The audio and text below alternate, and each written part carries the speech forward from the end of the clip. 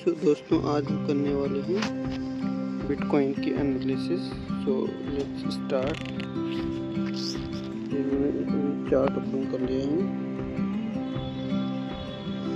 अभी हमने जो टाइम फ्रेम रखा है 1 आवर का, तो यहाँ पे हम देख सकते हैं कि पहले हम इसको 4 आवर में कर लेते हैं।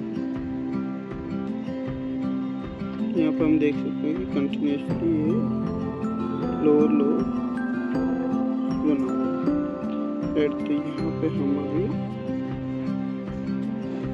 सेल ट्रेड प्लान करेंगे।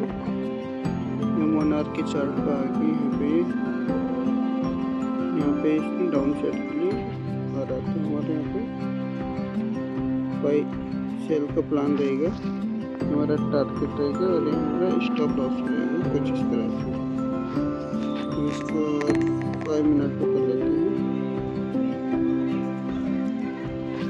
यहाँ पर हम अपना ट्रेड